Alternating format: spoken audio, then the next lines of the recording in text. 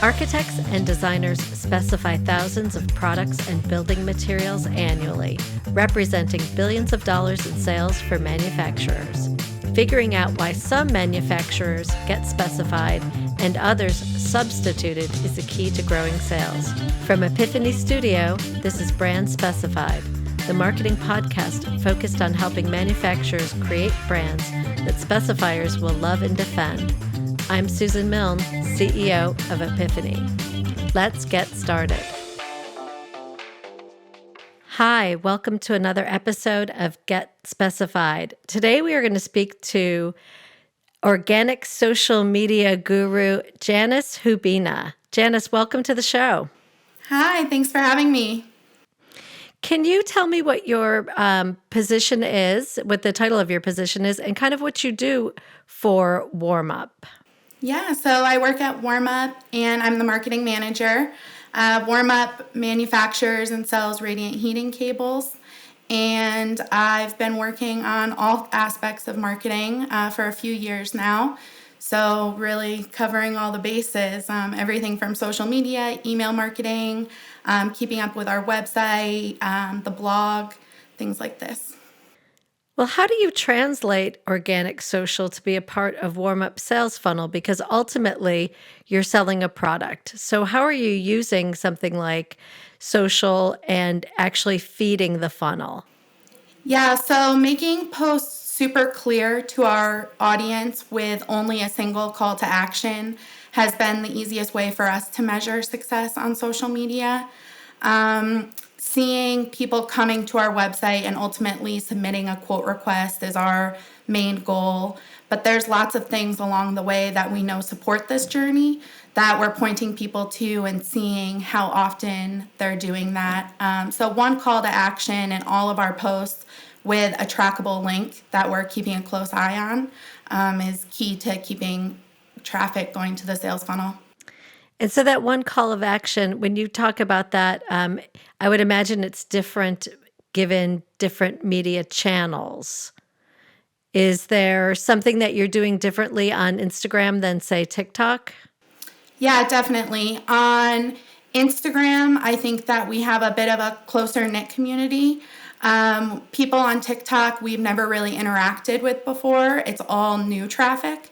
So seeing people on TikTok interacting with our posts is really important, something that we measure, different impressions and interactions on those posts. But that's a much broader audience. We're lucky to be reaching millions of people on TikTok right now, so much broader. When we see some of these followers join us on Instagram as well, we start getting a little bit more in depth about how the product works and how it can benefit different customers. Because at that point, we're kind of seeing them come a little bit closer to our community and following us on multiple channels. So we're kind of trying to give them something a little bit more valuable on Instagram. Interesting. I'm wondering if a lot of manufacturers think of it in that way. Let's talk about kind of top of the funnel. So how do you measure brand awareness? Like, do you have KPIs for that using social? Yeah, so we're big Google Analytics people, and seeing our direct traffic search increase year over year is really exciting. That's a KPI that definitely shows that we're getting more brand awareness when people are going to Google and specifically searching for Warm Up and coming to our website. Seeing that figure grow is super exciting.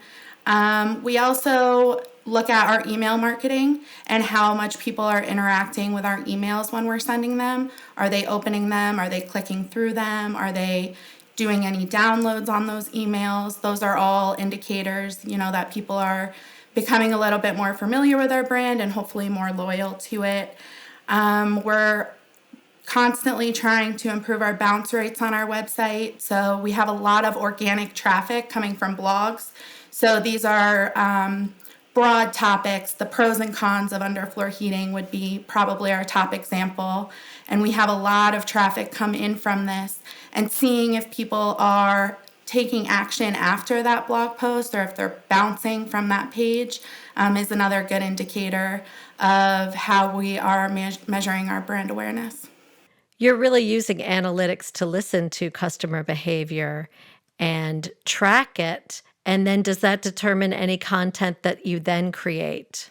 Oh, definitely. We are constantly looking for areas that people are coming to us for more information. So if people are calling into the office saying, one that's been coming up a lot recently is passive houses. So people have been calling in a lot about this. It's another niche market, but something that we can definitely dive into on a blog topic. So that will be something that's coming up on our blog soon, and the benefits of radiant heating for people who are building passive homes. Oh, that is so hot right now. Yes, yes. And that is really a great way. It's kind of a good segue into my next question because a lot of people in our industry tend to dismiss the value of upper funnel marketing. And knowing that people are searching for passive house, knowing that it's top of mind, that kind of gives you a strategy to that.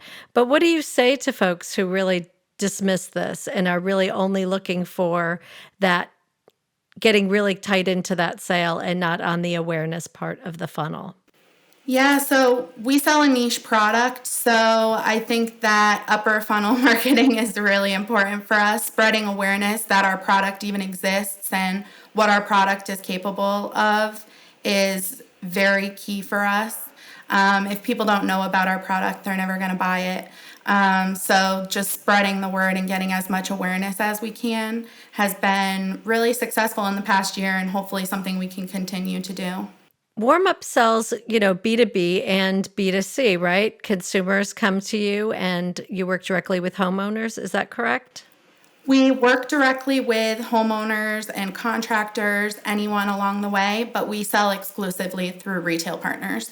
How is marketing, social media marketing, different for the building industry than it is for regular products? I mean, consumers, even if they buy through a retailer, if it's a building material, do you think they have different expectations or you have to reach them in different ways? Yeah, so the buyer has a lot of power. So just trying to reach them and get our brand into their hands is super crucial. The biggest difference I've seen on social for building materials is really production. I think that a lot of big brands out there, when we go and look at their TikTok accounts, we see really nice production, full set with, lighting, high quality cameras, things like this. From my experience, it just hasn't been necessary for us. All of the content that we've posted and shared and been successful with on social media has really been the result of just getting out to the job site. Sometimes just with an iPhone, sometimes I have a time-lapse camera I bring, but really that's like a $200 Amazon purchase. So super cheap production, I think, is where building materials benefits in the social media space. I have tried posting things that are glitz, glam, beautiful. Of course, we want to keep our website like that. But on social, showing something that people can connect with is, for a contractor, what they see every day is not full, beautiful production. So we've been able to kind of bypass this step, which I think is a huge benefit for building materials. Absolutely. So, can you talk a little bit about some of your successful TikTok posts? I know you've had millions of views. It's very enviable. Yeah, it's been super exciting, crazy roller coaster. We have had two videos that have gone viral that are from the same exact job site. So just the job site that was close to our office, I was able to scoot out there and film some clips. We've had them on the internet for years. It was really the result of trying to upload how-to videos onto YouTube. So time-lapse series that show how the product's installed. We've had success there, but not millions of views. But just taking little snippets from this footage and tying it to trending sounds as they're trending has really had a big impact for us. And we've seen a lot of the traffic leaving social, coming to our website, requesting quotes. So it's good traffic we definitely are benefiting from. That's really interesting. So, do you think that's different between TikTok and Instagram? Is Instagram more polished, or can you see that same kind of reach Obviously not because Instagram doesn't have that tie to the sound strategy, but do you think the level of production can be the same? We've been pushing our successful TikToks over to Instagram Reels. I've been joking that that's where TikToks go to die, but I should really stop making this joke because we're now getting hundreds of thousands of views on Instagram Reels from the TikToks. So I think there's just this shift on Instagram right now as far as getting traffic.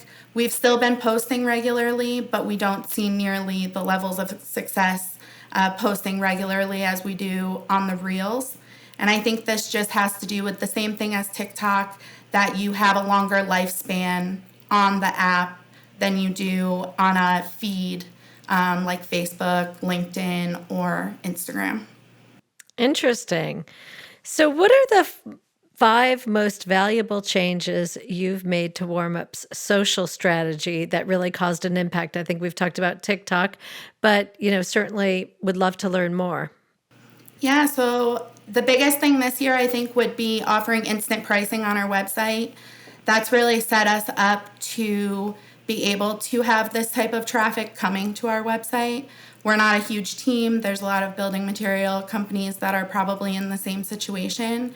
So having automated systems in place that allowed us to send viral traffic to the website was key, first of all, so that the website's been automatically quoting all of these customers indoors. I still have to work on the outdoor one.